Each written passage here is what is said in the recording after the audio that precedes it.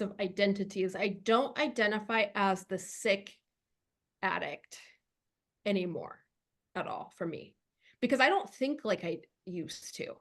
Right. There was a point, the first few years of my recovery, I did. I felt very ill. And then something shifted for me at some point in time where I'm like, I don't feel sick. People would share, they'd be like, I'm a sick addict. And I'm like, I don't want to say that about myself. Like, I don't want to keep, because I'm just gonna like keep showing up sick. Hey, I'm Vanessa. I'm an alcoholic. I hope you're into awkward and honest overshares about sobriety and spiritual growth because it's kind of my thing or whatever. Hi, everyone. Thanks so much for joining me today. I am joined by Sarah Renee. She is a world-renowned medium, spiritual transformation coach, and best-selling author who uses her unique abilities to help people worldwide form life-changing spiritual connections. You can watch her weekly energy updates on her YouTube channel at Medium Sarah Renee, or sign up for her energy updates, which are emailed to you directly at sarahreneeinc.com. Sarah's story is one of addiction and alcoholism and finding and grounding herself in her talents by facing and overcoming some of her traumas. I've also participated in her spiritual workshops and classes and have found her tools as another method of spiritual growth incredibly useful as I continue on my own recovery journey. I truly believe that at the root of addiction is the splitting that happens from God, others, and ourselves. And Sarah's story is one that reflects the unification of herself with all of the above and using that wholeness to help others with her gifts. Sarah is also, she was my first sponsor in 2016, and she has seen me wrecked and relapsed. And I'm so glad to know her now in my recovery. She's legitimately just one of my favorite people. You're one of my favorite people too. So it's so fun to get to share recovery. And I always feel like you were one of those people who like God just strategically placed in my life. And I'm just like, okay, cool. I like this. I'm into it. It's the way that it worked out. So today I kind of want to talk a little bit, not just about your addiction, but also about your spiritual gifts and what your thriving is like. But just to get started a little bit, I do like to find out what were people like before everything happened, you know? So as a kid, what were you like as a child? Like, did you have hobbies? Did you have a lot of friends? Did you know, what were you like? I was really little. I had a lot of fear for sure. Then I got to a point where I was really into all of I was kind of naturally drawn to like the mystical and the spiritual. Like I'd pretend to make spells with all the herbs and heal the dogs that we had, or like, um, you know, go out under the stars. We had like some UFO experiences when I was growing up in Arizona where my mom would joke, like, they're here to visit you. It's kind of like I was always just naturally drawn to like stones, crystals. Like my parents, so I grew up in Tempe, Arizona, and then we would go to Sedona all the time when I was little. And those were some of the best trips because my parents really were really happy there. And we took our dogs, we went hiking, and it snowed, and it was so fun. But I would like sit down in the vortexes and be like, I have to talk to God now. Yeah. Like I didn't even know that they were like vortexes or what that was. And I would sit there and put all the rocks around me and build like a little thing and say I was talking to God. So I think in my most like natural state, I was actually quite similar to who I am today. Isn't that so cool? I feel like when we really can get like back in touch with that kind of like that purity, that childlike nature, it's like, oh, this is who I actually am. Like some of it just doesn't go like this is just who we are. Yeah, like it's like embedded in your soul. Yeah, for sure. That's so cool. And so so you were already kind of into this stuff as a child, and as you started to grow up, I know that you started kind of experimenting a little bit with drugs and alcohol in your high school years. What was that like? Yeah, so it was like when I was kind of just had my close friends and I could do all that stuff and it was like normal. Like I felt even going into middle school, I had some friends that were also kind of into all that stuff. It was, the 90s. It was like the craft, like, practical magic. It was like the time. Uh, Yes. so like when I felt like it was accepted, I think I was pretty good. And then something happened in I think around like 8th grade where I started to feel like incredibly overwhelmed by other people's energy. And I would feel all of their stuff as if it was my own. So, like, 8th grade, I had my own insecurities, all my own stuff. But then it would be like, I'd be talking to somebody and I'd feel like depression, or I'd feel like I was being abused at home even though I wasn't. And so it was very confusing to me because there was no, education on empath abilities or like any of the conversations that we have today. So I had no idea what was happening. I was like seeing things, like I just felt uncomfortable in my own skin, like severely. And I felt uncomfortable with people. I was also, middle school, it's like you kind of learn you can't really trust everybody, like that naivety. Like I felt like people are just good, like everybody's just good. And I learned, no. People have trauma and wounds and all sorts of things. And, they don't always show up in a kind way. So the summer, I think I was still technically 12. It was like right before I turned 13. And that summer to then going into, freshman year, starting high school, that was when it was like a week period. I smoked weed for the first time, drank alcohol for the first time, smoked cigarettes for the first time. And I was like, instantly just, this is the best thing that I've ever found. Like, Yeah. So like, it was on, like you were off yeah, to I just dove. I was that kind of at it. Like I didn't tiptoe in. I Mhm. was like, I remember like immediately thinking, like the day after we first drank, how can I get alcohol again? Like it was like that craving was just there. And more so because like it made me feel like I didn't feel that discomfort. Like it was like a solution. And then it kind of like toned down everything I was feeling psychically and intuitively. So it was like, okay, I can be in the world. I cannot care so much. I can be a little more courageous, a little more, I was always one of those like shy until you get to know me type Mhm. people. So, it helped me not have to deal with all of that. And it really like repressed the fear. So I just thought like I found the solution for living. And then, I was like I always had problems like with my weight. And so the smoking made me not hungry. So I was like, this is sweet. I'm gonna smoke like as much as I can. Yeah. Best diet ever. What kind of cigarettes did you smoke? I wish I started with Marlboros and then Okay.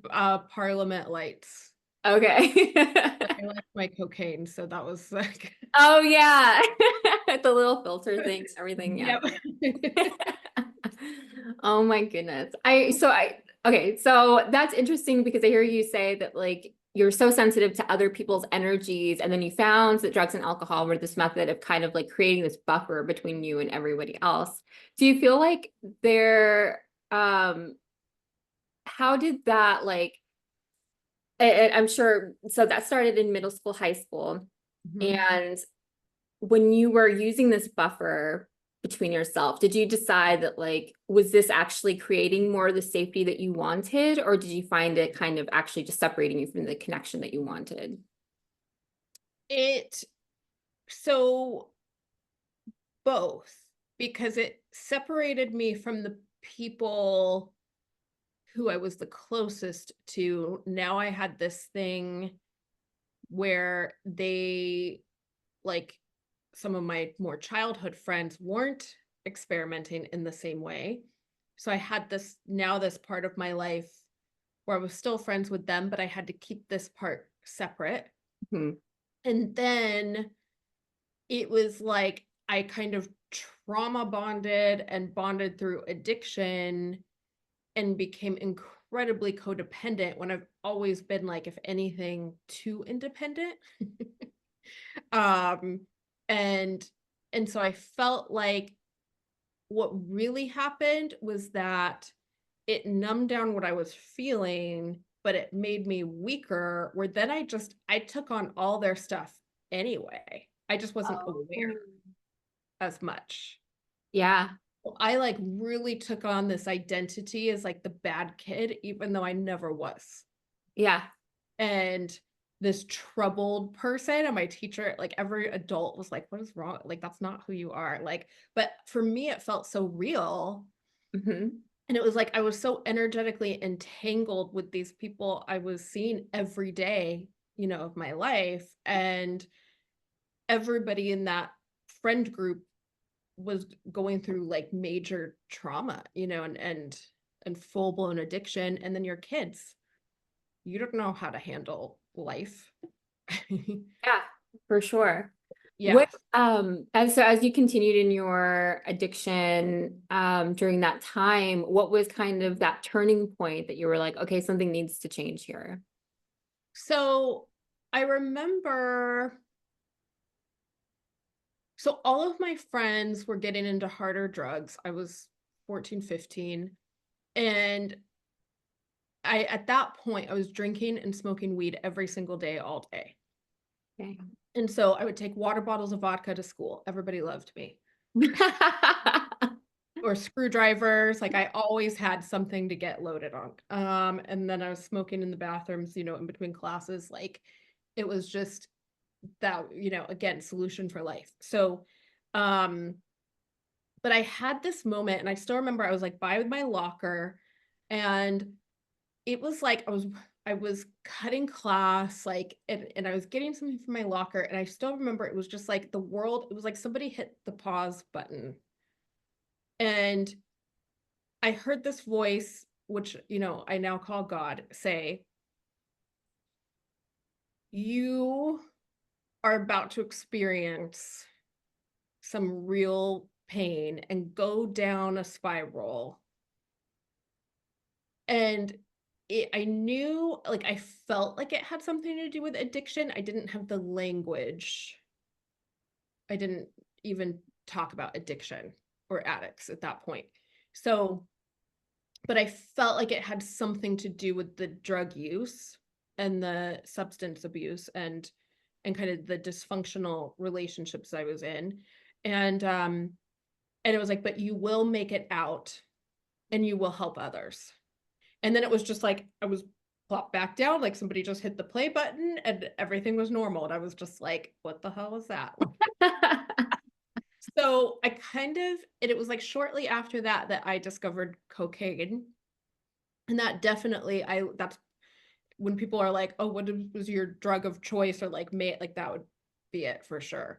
Um, and that definitely took me down, to a pretty low point, to where then I was 17 and I hit rock bottom with my kind of drug addiction. I was on meth at that point, because I couldn't afford the cocaine anymore. So, you know, and had a rock bottom moment where I was in a very dangerous situation, and I had this level of awareness of, I just had this knowing of like, tonight, like this moment is a line. And if I cross it, I will not come back the same. And I didn't even know what that meant. And then I just heard that voice again, of God's voice, like, are you ready to be done? And I was like, yes, ready to be done. You get me out through this situation, you keep me alive. I promise you I will go home, because I had ran away. And I was gone like 3 days on some bender. And I was like, I'll go home, I'll get clean, like I will get it together. And I did. I somehow made it through that night and relatively unscathed. And I followed through, and I went home the next day and told my mom, and she got me through a detox, and that was kind of my first getting together from the major like drug addiction part of my life.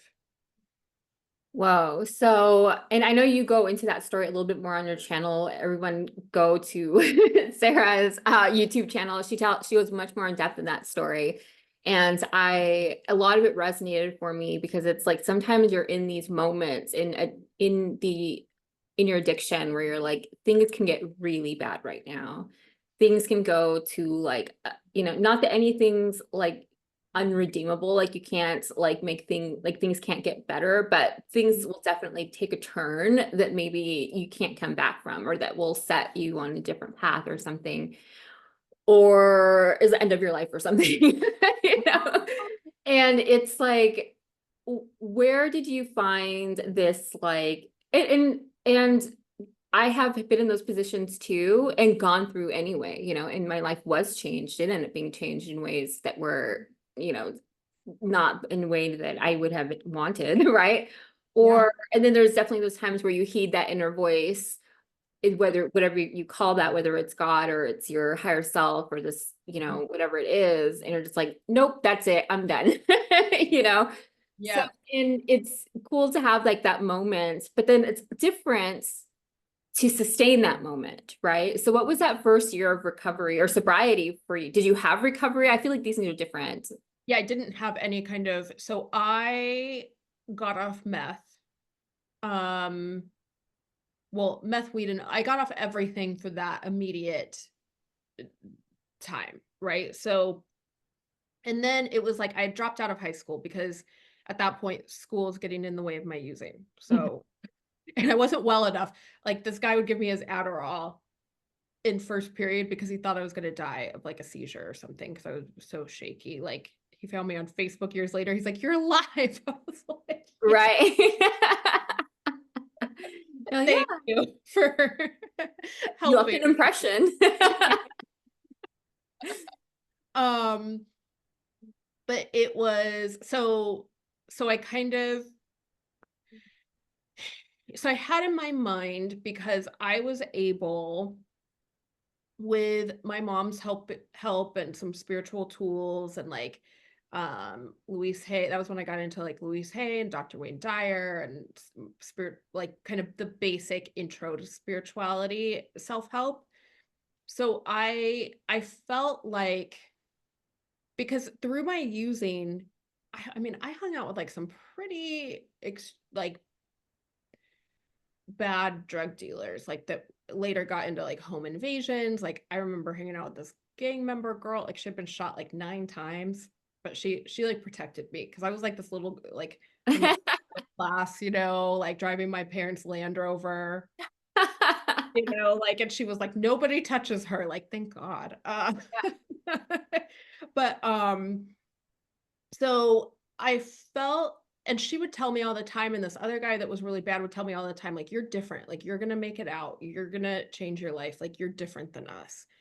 And so I feel like when I was able to quit on my own without going to rehab, because I had seen my friends get sent to rehab, relapse, rehab after rehab, and then relapse after relapse. So I felt like, well, I quit without any kind of rehab, any kind of counseling. Like, I must not be an addict. Mm. That must be what's different. So I was able to start drinking again and still finish school.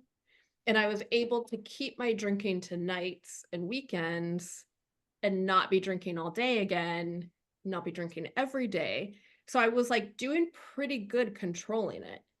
Um, I mean, I was a hot mess when I drank, clear, but but that was like normal. I was 17, like everybody got wasted all the time. It was like I'm just a normal kid. So I never went through any kind of recovery program, didn't think I had any kind of addiction going on. I was able to finish school and graduate with my original class. All my teachers rallied for me, all of that. Wow. And then I a bunch of drama happened. Oh, I gotta tell you, but a bunch of drama happened, and essentially a cop came into my life who was terrifying. He's the most terrifying, intimidating man I've ever met in my entire life, still to this day. And uh but it was like what I needed, because he saw my potential, but he also called me out. Like it was like he had so much belief in me that he wouldn't enable me. He was like, stop being an idiot. Like, like, why are you doing this? Like, and he worked his beat, had the coffee shop that I worked at on it. So he kind of, so there's a bunch of drama, and essentially I lost all my friends, basically what happened. And so I found myself kind of alone. There were people that wanted to cause me severe harm that he was helping look out for me with. And that's it. Then I had been partying so much, I actually gave myself an ulcer. Oh, So my body forced me to quit drinking. So I quit drinking. And I was like, I got off meth and cocaine. Like, I can quit drinking. It's not a big deal. So, and I quit drinking totally fine, like completely on my own. It was great. I was doing really good at work. I was going to school for criminal justice. I was kind of getting mentored to become a cop. Um, you know, doing Krav Maga classes, like all the things, got into great shape. And then I did go to a couple NA meetings as like a supporter with a group of guys that I met that were in the program.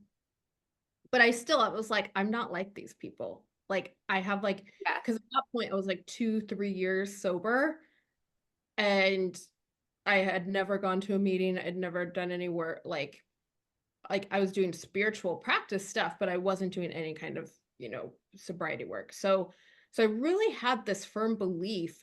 I didn't even have like a commitment, like I want to stay sober. I was just staying sober till my body healed. And I didn't think that I had any real addiction. I thought I was just in a really bad place in my life. So then in my 20s, I was raped by a coworker. And that it ended up being this really dysfunctional, obviously it starts with rape. It's not going to be healthy. Yeah. uh, and I can laugh about it because I've done a lot of healing work around it, so it's like, but I stayed in this kind of very dysfunctional, office, weird entanglement, I guess, for lack of a better word, with this guy. And then finally I was able to leave, and we came out to California. I'm trying to think of like when it was like my mom was going through all these major health problems where we weren't sure if she was going to be able to walk. And we were trying to get her out to California. I was on medical leave. I had just been through this severe trauma that nobody knew about, because I didn't even know that it was rape at the time, to be quite honest. I didn't think that it counted. Mhm. And so I was like 24 and had all this stress, like, and also was coming out to San Diego. We were going to the beach every day, just trying to get my mom better. So it was like simultaneously a very stressful time and a very like precious, like good, like we're laying on the beach every day. What problems do we have? I have no job, I have no phone, I have nothing, like Yeah. no responsibility. And I was like, I think I could have a drink again, like with my family, like it'll be fine. And so that started, and very quickly one drink turned to two, two drinks turned to three, three drinks turned to four. I don't process alcohol very well, so um, I wasn't drinking bottles, but I started drinking, and that turned into probably like, 5 nights a week, having like 4 to 6 drinks, but then those were all doubles. So now when I think about it, it's really like 12. Yeah. So we're not talking like one single shot, right? Like Yeah. It's not like you're having a glass of wine and then going to bed. It was like multiple and then big servings of it. and then it was like my roommate and I would have like a few glasses of wine and then go to bed, or we'd finish a bottle or two and then go to, like, so it wasn't, it still it wasn't in my head what I viewed alcoholism as. Right. Definitely was not a healthy drinking relationship either. Yeah. Yeah.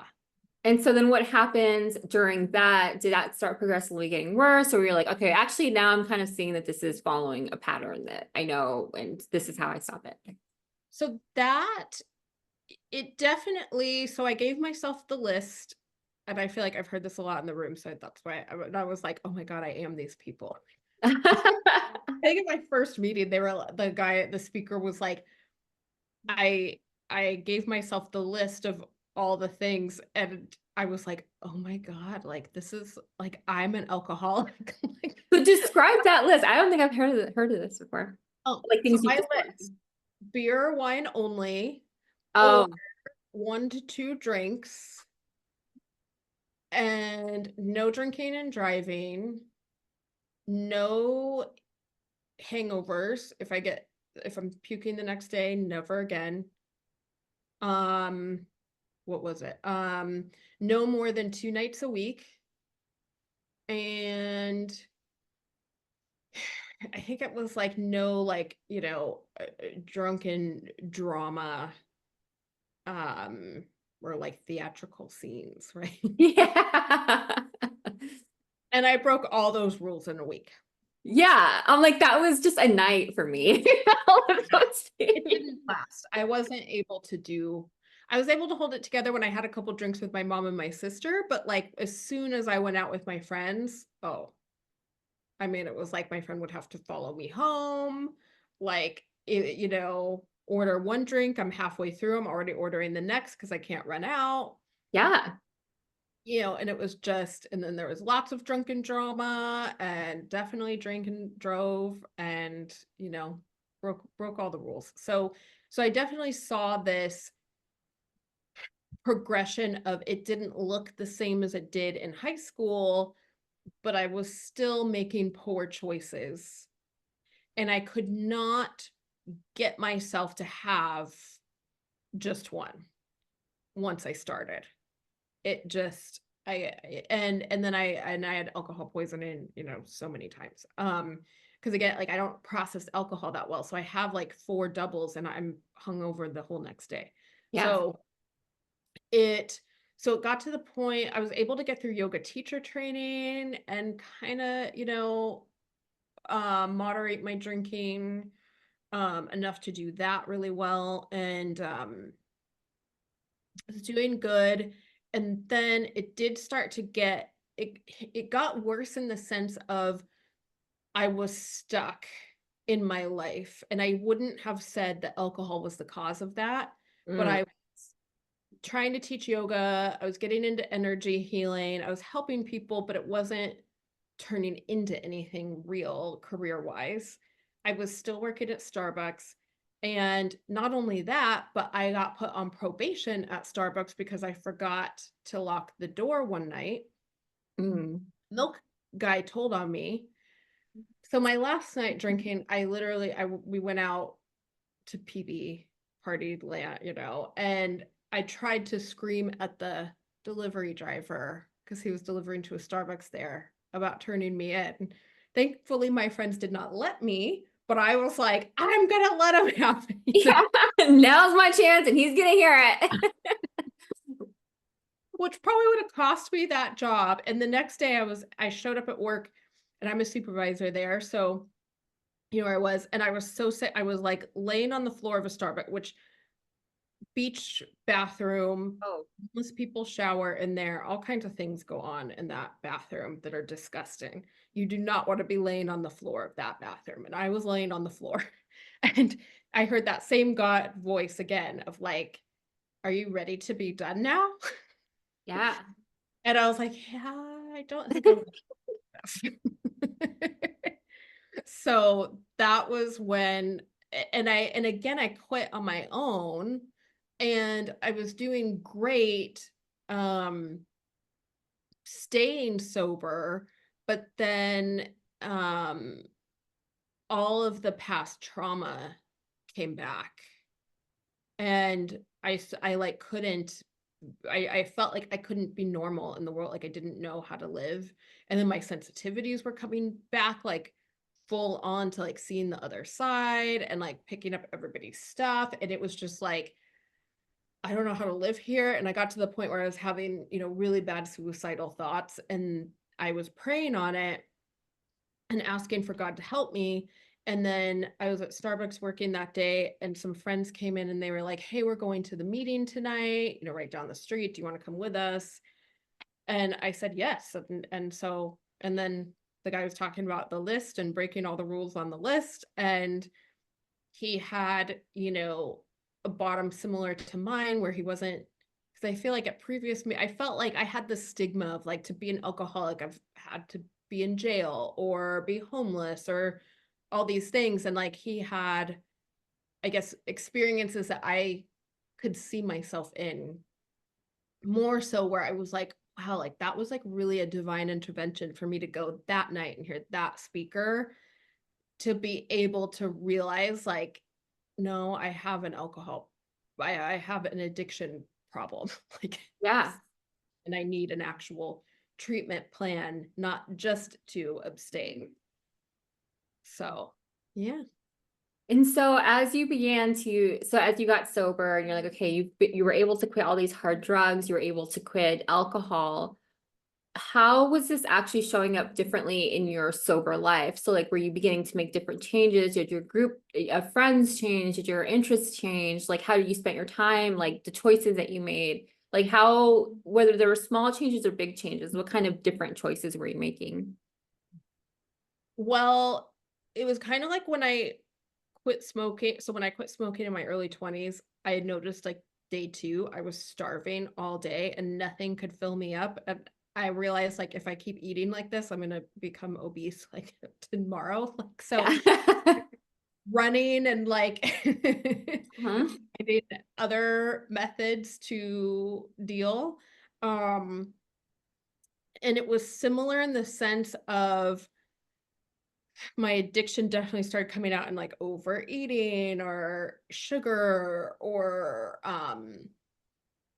codependence or dysfunctional relationships. And it was kind of this like, okay, so where I need to get myself around like the healthiest people that I can find. And so that was like probably one of the first changes, was not what was changing my whole like routine, schedule, lifestyle. I even changed my shifts at Starbucks just to throw myself off.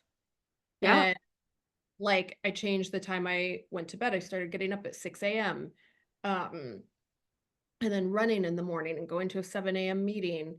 So I changed kind of my daily routines. And that for me, it was so little, but it made such a huge difference because I didn't really miss it that much.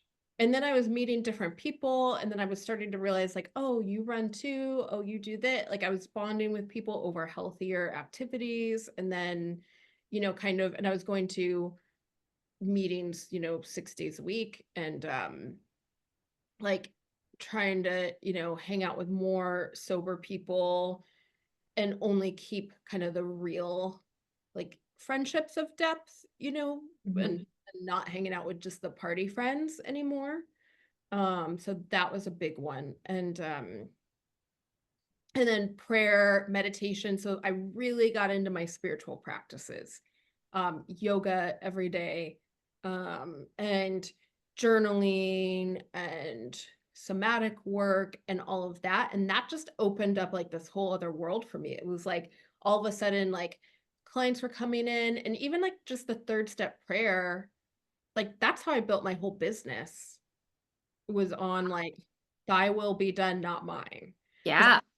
to do mediumship work. I was like a big bargainer. So I'd be like, okay, God, I'll do energy healing with the yoga, but not the readings. Like I Right. don't want to be that person. So God had to be really patient with me. That's so funny. So that turned into people's loved ones coming through, and I was like, I don't do this, I don't do this, I don't do this. And then I just love that. being like, well, I agreed to fulfill God's will, not my will. So maybe I do this. Like, Yeah. and Yeah. just forwards, so that changed. And then that changed just the way that I saw myself and had to take care of myself and related to other people. And it was kind of like I just got in this like flow where I just wasn't even, I didn't have to be everything anymore. I got to, ride the flow and like be, discover who I was supposed to be versus trying to control and manage and figure out all the time. Yeah, amen. I love that because something that I tell my sponsees a lot too is like a lot of the more profound, like life-changing changes come from these smaller little things that we change. Just that change about like your schedule at work. It's like nobody thinks that that's going to change your life, but actually that enabled you to, wake up earlier, start running, get into your health more. And it's like that trickles into, and that created like a more clarity for you, but mentally, physically, spiritually, I'm sure, So it's like we don't need to do things. I think that sometimes when people first get sober or first begin to explore a spiritual life, they feel like everything needs to be perfect. It has to look like this. I'm going to be this person automatically overnight. And it's like you can start with the little, really like practical changes first. Yes. And then that opens you up spiritually. Like even just sitting and meditating, like when you don't even know what the heck you're doing. Like Yeah. I started meditating then. I had been diagnosed with ADHD. Now my doctors say like there's no way I have it. Um, but it was like I couldn't sit through a meditation. Like I could do some guided meditations. I could do, 5 minutes on my own after yoga. But practicing consistently, I mean, now I teach meditation, I lead meditations, and I sit down and do like 2-hour meditations easy, like if I have the time, like Yeah. it's hard for me to finish in 15 minutes because I want more. So it's like it's just but it all started with like, okay, I'm going to do this breathing. I'm going to listen to this short guided one, and then I'm going to journal a little bit. Like it started with those very small steps, but staying consistent, and then figuring out that like nothing I had identified as before was really like in, as far as my identity that I took on in active addiction, was really me. Yes. Okay. Yes. And so I want to get into this identification as an alcoholic or as an addict. But first, I do want to go back to what you were saying about, and for anyone unfamiliar, there is something in the big book called the third step prayer, and that prayer of like, thy will be done, not mine, right? Or thy will be done. And this idea of like, I feel recovery is not this creating of this new person, but it's recovering who we were meant to be. That's why I think that child aspect of who we were is so important. And I love that you just mentioned that, because also, with working with women, and even I experienced this in my sobriety, it's like, okay, now that I'm sober, I'm gonna be this whole new person. I'm gonna create this whole new life. And and it's like, how about I get rid of all of the garbage that I tell myself every single day first about how I'm not worthy of all this stuff, and how I root my identity in how God created me versus what I think I need to show up as, right? Which I can get addicted to rebirth, which is funny because my middle name is Renee, and it means rebirth. And I can get very addicted to recreating myself over and over again. And what I've learned is that it's reclaiming or recovering yourself and then evolving rather than completely reinventing. And it's forced me to get to like I had to love myself and stop wanting to make myself better from a place of shame. Yes. Yes. Okay, Yeah. this almost made me want to cry right now, because this morning, and I don't know if it's a cry, I don't know what the crying is from, but this is a really funny story. Just this morning, I was listening to this book. It's a spiritual book, and they're talking about like, look at what does your name mean? Like, look into what your name meaning is, right? And I was like, well, my name is Vanessa. I always known that it means like butterfly, right? And it's like, of course, we think about butterflies and the caterpillar to the butterfly, right? And so then I was like, well, what does butterfly mean? And so then I looked into like the etymology and I'm looking into all the spiritual translations of what butterfly is. And it's just and of course it's so closely transformation, right? And it's very specifically transformation, not specifically rebirth, it's just a change. And so, and I'm like, oh, I love change. I have always loved change. Like this makes sense, but then also being a little flighty, being a little inconsistent. And I was like, all right, well, this is not super, but it is this thing of like, I have also gotten obsessed with this idea of just like, oh, I can continue being transformed and transformed and transformed. But it's like, there's a real power in just staying also in honoring the phase that you're in, right? Like we don't always have to rush to the next transformation. We can just honor what this transformation has done for us already. Yeah, because that's really how we integrate that level of Yes. ourselves too, which, it's like when we keep changing, we never integrate anything. Exactly, right. And going back into this, the words that we tell ourselves about our story, about our addiction are so important, and I feel like part of that, I almost kind of see the butterfly part of me as like this really almost like chaotic, like hurriness to get away from my alcoholism. Like I could see it just like, okay, that was me then, but now this is me now, And it's like, all right, well, let's chill for a second. Cause what did we have to learn from this stuff, And Mhm. I do still, I identify as an alcoholic. Not to continuously like, not because I feel like that is my whole identity, right? But just I feel like it helps people quickly identify like, oh, I know what she's talking about. She's saying she's an Yeah. alcoholic. But I like what you said in the past in our conversations about like, I also just don't, that's a really powerful word. And I don't want to just create that as my identity. So can you tell me a little bit about like what your experience is with like calling yourself an addict or an alcoholic?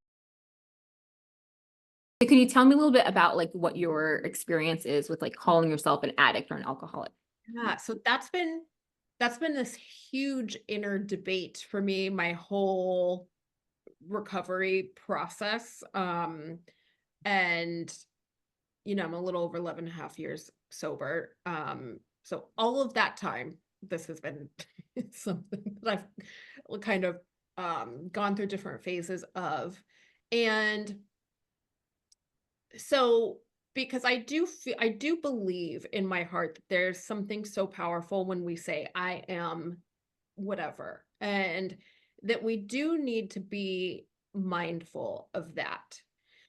For me, it's been kind of unraveling and almost like distilling, like, what do I believe an addict alcoholic is? And Mhm. like through my work with spirit and what kind of started in what they've shown me in readings for other people that was huge for me personally was that almost looking at it in terms of like an inner archetype of Mhm. if I have this part of me that my inner alcoholic, inner addict, and she is vulnerable to the disease of addiction. But then it's like the addiction itself is more of like, they almost show it to me like an entity or a monster or demon, how whatever word you want to use, but like where this is such a medium thing. So I'm sorry if anybody's like, what is she talking about? But it's like the best way that I can think of it and how they showed it to me that really clicked for me personally was like, is this initial going through recovery, going through some type of treatment program is like clearing out. So I do house clearings, right? So it's like cleaning your house, clearing out the disease, clearing out the entities and the demons. But it's like they're still on the street. Like Mm. they're still out there. So then we have to heal the part of us that's vulnerable that keeps opening the window to let them back in. Ooh, So then that's the healing work of the recovery. And then that's the ongoing work of recovery. Every day is like a way of living.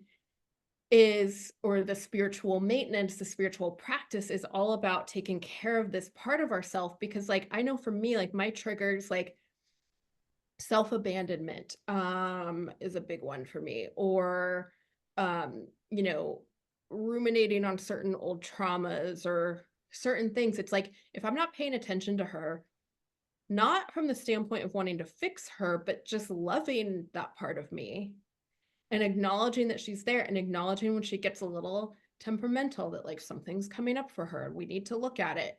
She's going to go open that window, and that entity of the disease of addiction is going to come right back in.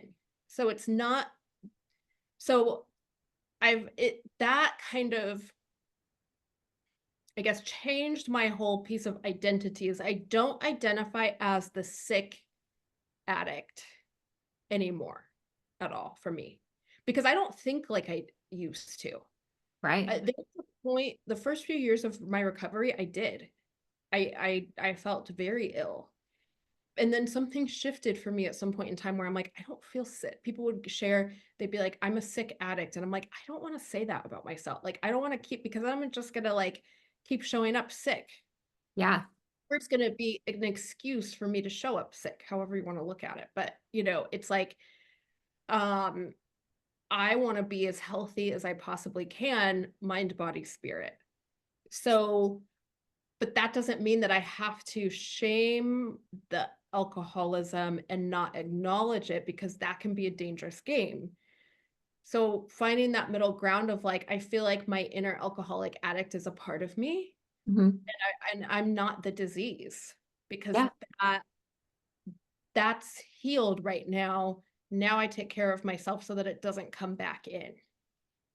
So Ooh. that's, so like, I guess I view myself, I don't have a problem. Like if I go to a meeting, I'll definitely say like, I'm an addict alcoholic, you know, like I don't have like, for a while, I really had an issue with that kind of passed. I feel like it was more of my ego, right? Like where I'm like, I don't have a problem with that. I'm not going to say it all throughout the day, every day, Yeah. but if I say it a few times, you know, it's not a big deal. But I think I identify as a recovering alcoholic, because I tried doing recovered, and then that didn't feel right either, because addiction creeps in like all different ways, or mine does. So recovering alcoholic seems like the best fit for me right now. Nice. Yeah. That's really cool. That gives me a lot to think about. Even just the way that you kind of process like what addiction is, right? Almost like energetically, it is this thing that exists outside of us, but that we're susceptible to. And I have always like using a house as like the metaphor. It's like you feel like the addiction is on the outside, and I feel like the addiction is one of the rooms. You know, it's not the whole house, but it's one of the rooms in the house. And sometimes I go in there when I'm having a hard day or something, you know, or that's where I put all the junk that maybe I clean up the rest of the house, but then I dump it all in there or something, you know, like that's how I kind of have always seen it. And, but that isn't all, yeah, I don't know. Not that there's like a right or wrong answer here, but I kind of like that idea of just like, no, the house is pure. It can be clean. It's until you start to become like, you know, kind of careless and leaving the doors unlocked and the windows open, and now this stuff has the ability to creep in. Yeah. It's kind of like when we're living our spiritual program and operating at this frequency, no, we don't go drink or use like normal people, because there's a physical disease there, you know, like, Yeah. which that, I mean, I'm always clear on. I'm like, oh, I know, I can't ever, I don't drink like a normal person. So Right. that's just not even like, Yeah. um, and that has never, I don't really, I've never really cared to fight back against that. Like that I was an acceptance of. But yeah, it's like when we're living at this frequency, but to be there, we have to be living some type of recovery. Mm-hmm. It's not just like, oh, we get better and then we don't have to care anymore. It's like we live in that maintenance, you know, to keep that room. Maybe it's like to keep the light in that room. Of Yeah. not even that you have to not see the room is there, but like keeping the room lit up and clean and all Yeah. that versus throwing all the junk in there and locking it away and not wanting to look at it. Yeah, for sure. Mhm. And I feel like there's a lot to be said about, honesty, transparency, like that kind of like inner reflection, that knowing, and like I feel like there's a big thing in addiction where most of the problem seems to come from this inability or unwillingness to kind of look things. It's like there's the monster under the bed, and then when you're getting to like recovery, you look under the bed and it's just this little guy named Bob, and he's just like, oh, you're like, oh, that was Bob? That's what I was afraid of? Oh, okay. Well, okay. If you want to hang out there, Bob, that's fine, but I'm not afraid of you anymore. It's like, Yeah. Yeah, that is so true. And I feel like for me in my recovery, it was like those aspects of myself, I like to personify them, and when I think about them, I think of them usually in terms of archetypes, but I don't think, like you said, there's no like right or wrong way. Um, describe what an I archetype is. so I don't even I'm like I can't even think of the real definitions to start, but like, like Almost an like, inner like embodiment of this type of, I guess, energy, I would say, or a role. Like there's a mother archetype, like a role that you play, or exactly. a piece of your personality. Or like there's like the goddess archetypes and all of like the maiden, the mother, the crone, right? Like so it's like kind of like a condensed identity of some type of role or some type of, I just see everything in energy. So like some type of energetic kind of imprint or role or identity. Yeah. Is that right? Kind of. I'm like I should, I don't know that. I don't know. so I should probably know like the actual definition. I no, I kind of, that's exactly how I like, let me Google it. Like, or Yeah. kind of like a character, almost like a role really came up for me a lot. So Yeah. Yeah, character, like an aspect of yourself is how I talk about it in my classes. okay, the dictionary is saying it's a very typical example of a certain person or thing. Yeah, so it's kind Okay. of what you imagine to have, like the mother archetype, just these roles, you kind of have a very typical understanding of what they are. Yeah. So like I was very afraid of like I had some like inner, like probably my inner addict self, or even before recovery, like I could say like my inner, kind of healer, medium, like psychic self, I was really afraid of, for a little bit. So it was like I had these, and then the part of me that was victimized because I didn't want that victim to take over the wheel, because I always had this like, no, like I'm strong, nobody hurts me, and so I was really, those were my ghosts underneath the bed. Hmm. Then in recovery, looking at them, it's like, oh, they're not ghosts, they're not bad. Yeah, Bob, like you said. yeah, that's fun. Yeah. Okay, so I want to get back more into your spiritual gifts. Like, how did you begin to kind of reconcile that with like today's very almost like materialistic, very practical, very black, white, like if I don't see it, I don't believe it type of like society? We were talking a little bit about integration. So like you go through this very harrowing, addiction, there's trauma, then you go through this healing process and you're discovering your talents, you're becoming more sensitive to that. And now you're having to exist in the real world with real problems with, I don't know if you were still working at the coffee shop at this time, but like, how do you in navigating relationships and navigating, recovery, I was gonna say, I was gonna say recovery clicks or whatever, it's like, you're just dealing with like, this very spiritual part of you that is very like clearly and closely connected to God and the other side. And then you have the day-to-day mundane, you got to pay that parking ticket to follow the rules. So how did you integrate these things? Oh, that's so good. So very slowly, I was extremely I would say I currently like overwhelm is something that I deal with Mm, in my life. Energetic overwhelm from for me, it's very triggered by the reality and then the spirit world. So, in early recovery, that looked like seeing people's dead people. Like every time somebody would get up at the podium to share at a meeting, I'd see all their dead people around them. oh, wow. Or like I remember being like at a meeting and some guy walked in and he was so cute. And I was like, who's this guy, And he like shook my hand and I saw this flash of him carrying this girl and putting her down in an alley. And I was like, stay away from that guy. It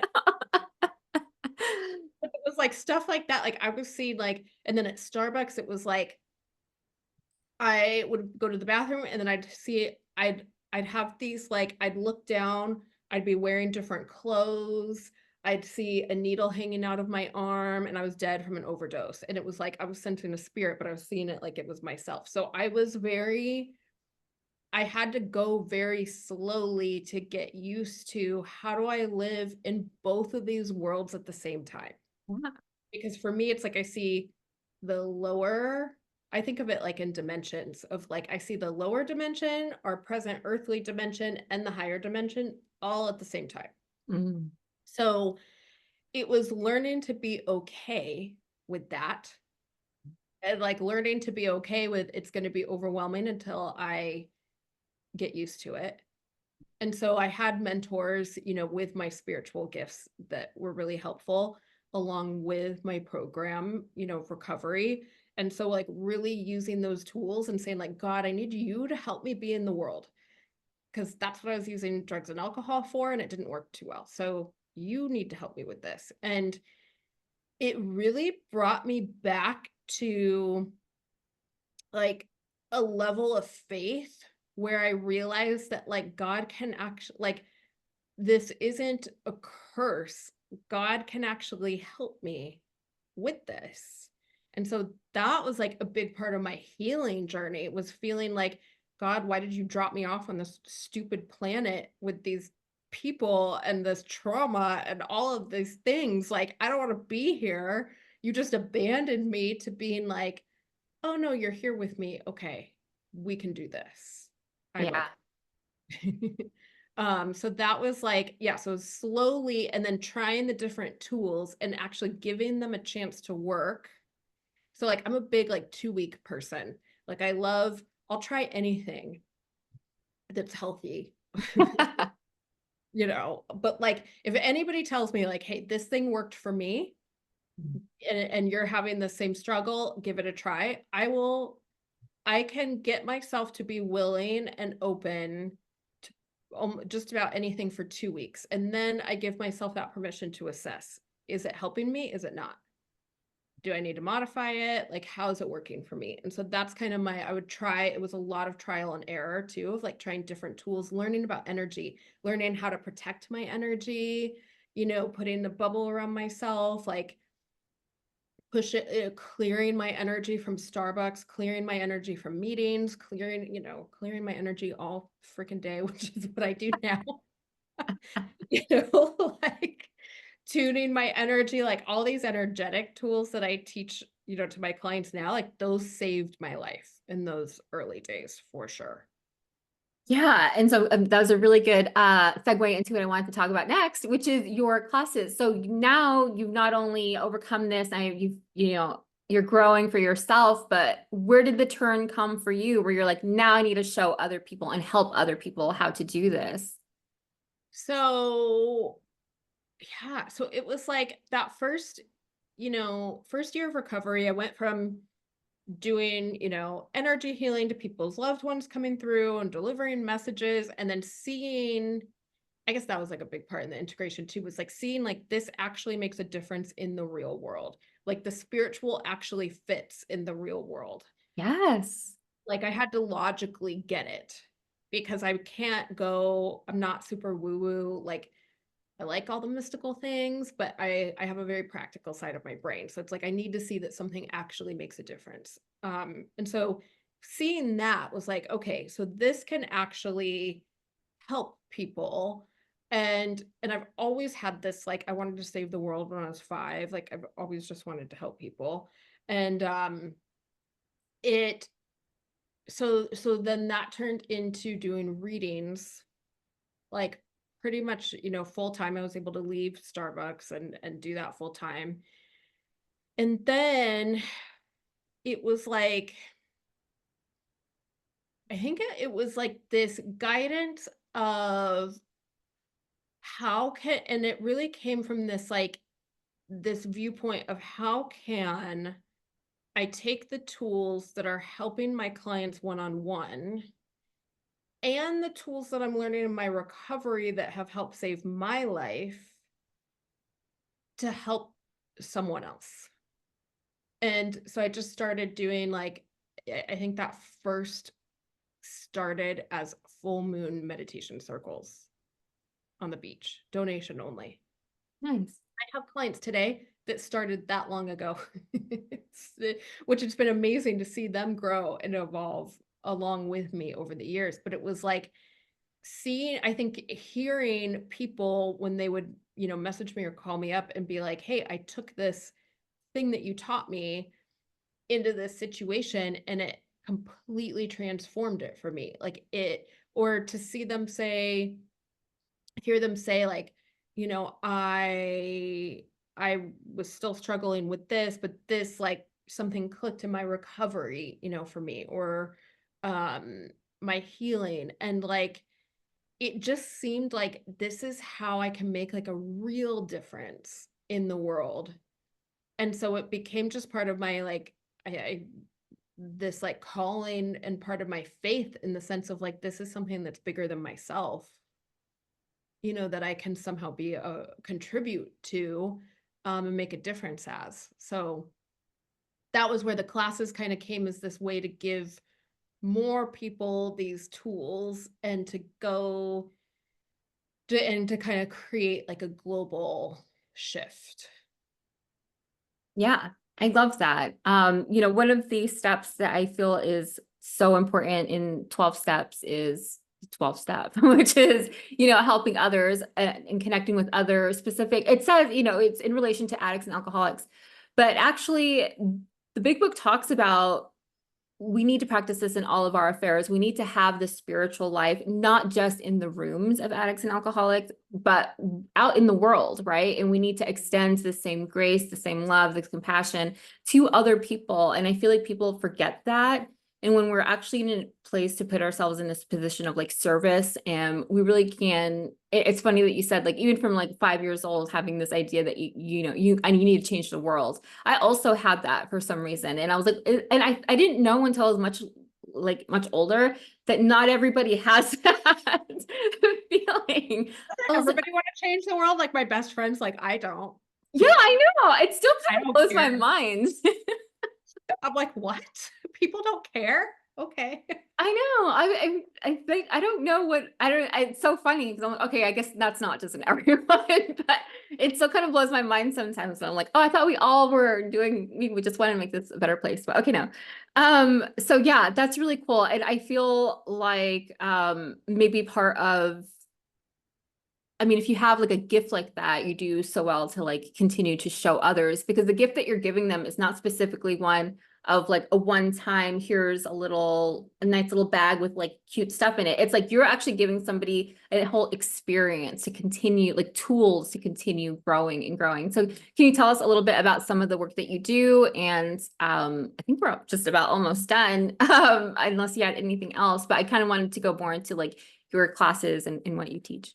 Yeah, thanks for asking, because it is so much fun for me, and one of the greatest, I guess, I would say parts of my recovery, in as far as turning my struggle with addiction, my disconnection from God and spirit and myself, like all the pain that I went through, into the light. Like that final piece for me of like transmuting it into purpose. Yeah. And that's what I teach in a lot of classes in different ways to different degrees, is we talk about how do we take, you know, and maybe a negative energy or a shadow energy or a trauma or a pain point or even just resistance or procrastination, and turn, like mold it and turn it into our purpose and clear the excess energy, but then have that become a part of our path. And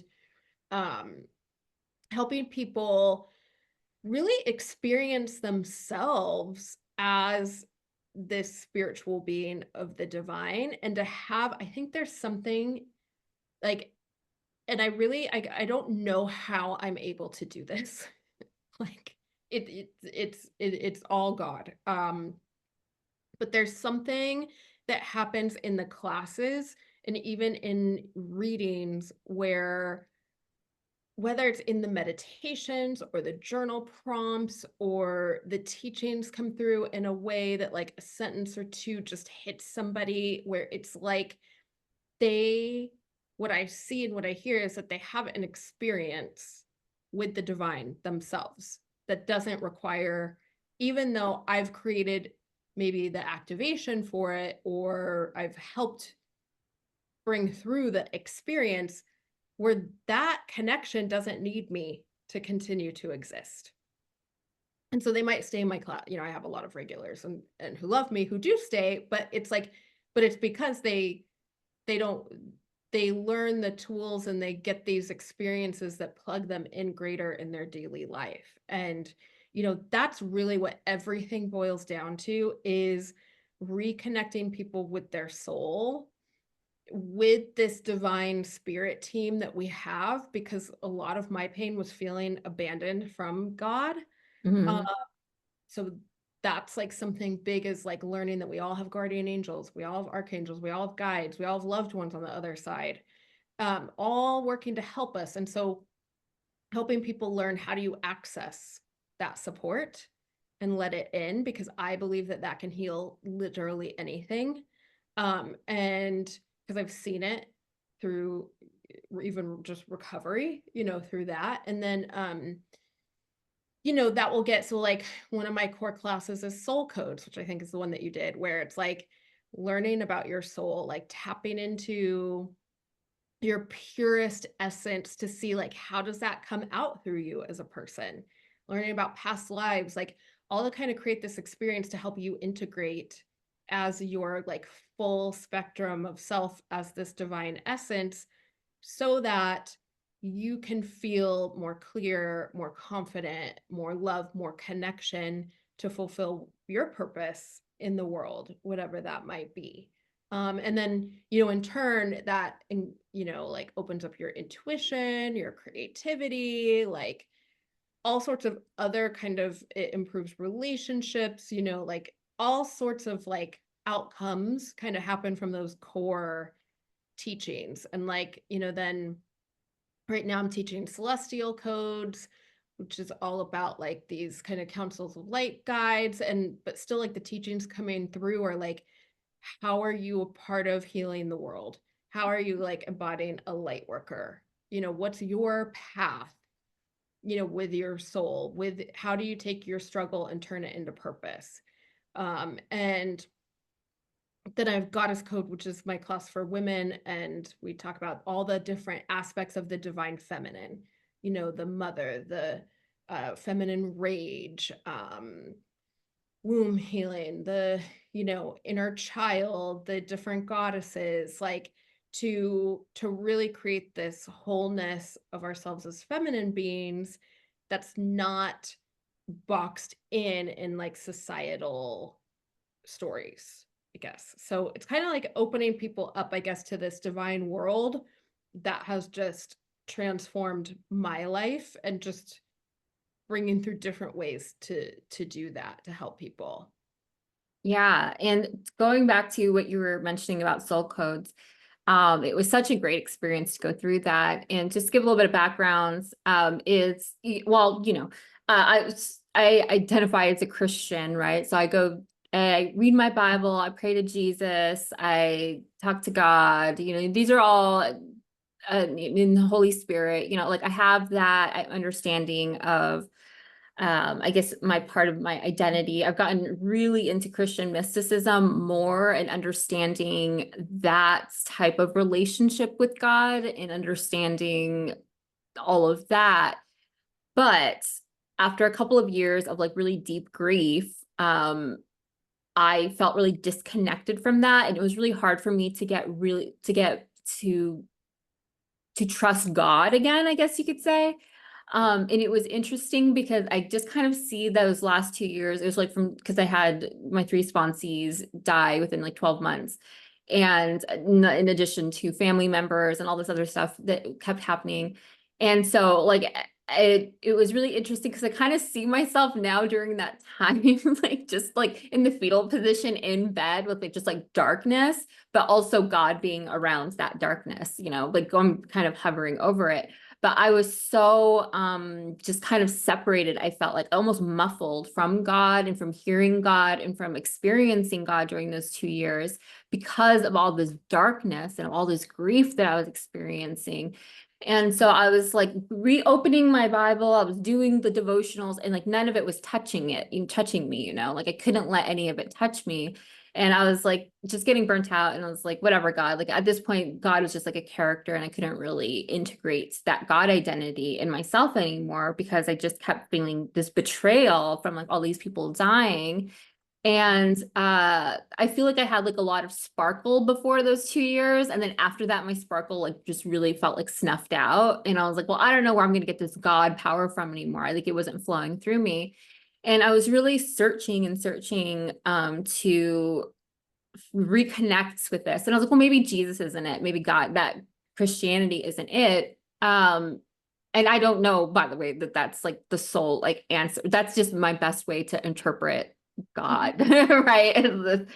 So, I was like, that's kind of like when I got hooked up with, everything that you were posting again. And I was like really reading it. And I was like, this is resonating. This is really like touching that part of me that I haven't been able to get in touch with anymore. And then I signed up for your Soul Codes class, and it was so beautiful. That experience that I had in your class was just so transformational. Like I can almost feel like on a molecular level, like something was changing in me. And I know that I think I shared this during the class, but you had us do, I actually can't remember what specific class it was. I think it was actually during one of the breathing Did some breath. breath work that you did. Yeah. I had all of these flashbacks to like all these times that I was just like felt pure joy, and it was so childlike and free. And I could feel like God in every single one of those moments. And it was so pure and just honest. And it was just me and like my most like soul self, it's like exactly what it was. And coming out of that and being like, oh no, that God has always been there. Like God is still, even in all of that, God is there. I need to reach out to God. I need to have this pure, not even like really, I just need to remember, I just needed that remembering almost of who I was and who I've been and who I can be in this identity in God. And so being reconnected to my divinity during that class, it completely shifted and changed me so that I can become reconnected. And that is when I started kind of exploring more like Christian mysticism and getting more, and I feel like I've been growing ever since. I can't, like that was earlier this year, right? Yeah, I think it was like February or March, because I was late. I was going to do January and like February or March. So it was a while. Yeah. It was this Yeah. year. And Yeah. I feel like just like who I was in January is just it, and maybe it doesn't like reflect outwardly, but like inwardly, I just feel that joy and that sparkle again. And I'm just like, oh my God, this is so cool. So I just want to say that as like a testament to Sarah's work and just the tools that you teach us and hearing the meditations. And I feel like sometimes people, especially people who are really used to maybe more of like the Christian verbiage or like the Christian vocabulary, they're not going to find that much of a difference with like some of the things that you actually teach, because it is all this understanding of like coming back into this holiness from which we were created. Maybe the terminology changes, but I didn't find it conflicting with a lot of my just general beliefs that I have in Christianity. That's good to know because I always, and I have clients of all different religions, which has been so fun for me to Yeah. see the afterlife through all these different religions to see how God wants me to channel these teachings for different religions and how it all how they all come together. And I feel like, I'm definitely more spiritual than religious, but a lot of things have just reinforced some of my core like Catholic beliefs, so I still have crosses, I still have rosaries, I still pray to like different saints for different things and work with them and like have this God connection and Jesus and Mother Mary and Mary Magdalene and all the things. And so I feel like, it, and I always tell people, like, if something doesn't resonate, like, reframe it for you, like, make it work for you and your faith and your beliefs, because that's the only thing that matters is that you're like, my only job is to create an experience for you to feel the divine, whatever that is for you. And I feel like that's the difference. Like when you were talking about like reading the Bible, like there's, I, or any religious text, like Bhagavad Gita, right? Like in Hinduism, it's like I can read a verse from that, or I can say a mantra in Sanskrit and not really take it in. Or I can read part of the Bible and be like, okay, that's nice. Like it will stay mental. For me, and I think a big part of my work is taking it into on a cellular Mhm. level, like by incorporating energy work, meditations, visualization, like all of the senses so that you are integrating that experience so it doesn't just float out of your head. It's like it's lasting in that sense. And even in my mediumship readings, I find like people will tell me like I feel like I was talking to my loved one. I feel them now more forever. Like they might get one session with me and that's the only work that they do with me forever. And I'll get messages from them like years later, like I was just thinking about the reading that we did and I felt my mom, my grandma, like, my kid, my sister, like so much more since then. And they're such a big part of my life. Like, thank you. And it's like, that's why I do this. It's like all those messages are what keeps me going when life gets hard. Yeah. And imagine it's a big thing, it's a big thing. And I feel like, and this is, I had kind of gotten into this on my last interview where it's like, I almost can want to envision a utopia, if like everyone would just do this thing, like our life would be completely transformed. And it's like the reality of this earth and this material is like, yes, we can bring like heaven down to earth. The reality is some people will opt in, some people will just opt out, and we can still be okay in that. Yeah, I think in the spiritual world, we've all been talking about like the vibration raising, we're at a higher consciousness, all of that. And it's like people thought that would look like everybody being more peaceful and harmonious and all better. And yeah, this beautiful utopia. And really, it's like, no. It's like it just made the lower energies want to scream louder. Mhm. And people, it just gave us all a choice. Do we want to live at this level or do we want to stay at this level? And it's just to each their own, there's never any judgment. Yeah. Because it's a path, so I feel like all we can do is try to be the example of recovery and the example of the light and the example of what God can do.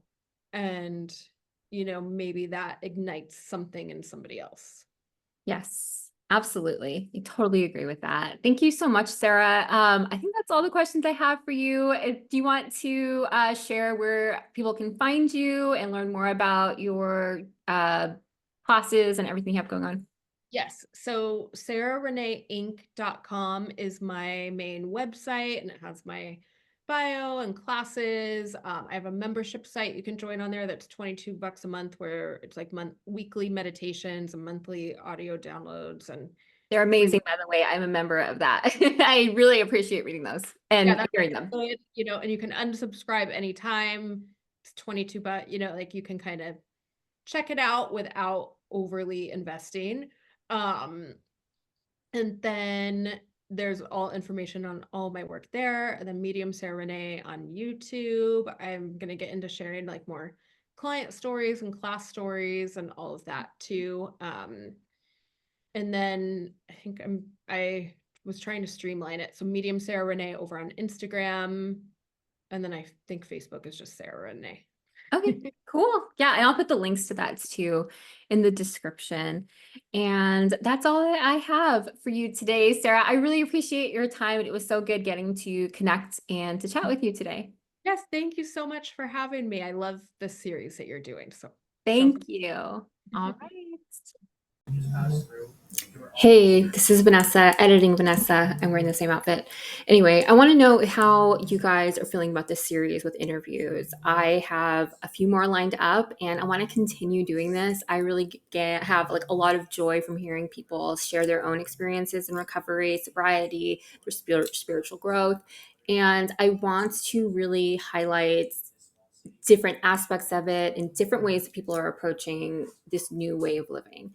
And so I want some feedback. If you made it this far, what do you think about it? Do you prefer my solo videos? Do you prefer these? Are you not even watching this because you already skipped it? Let me know. Hey, I'm Vanessa. I'm an alcoholic. I hope you're into awkward and honest overshares about sobriety and spiritual growth because it's kind of my thing or whatever.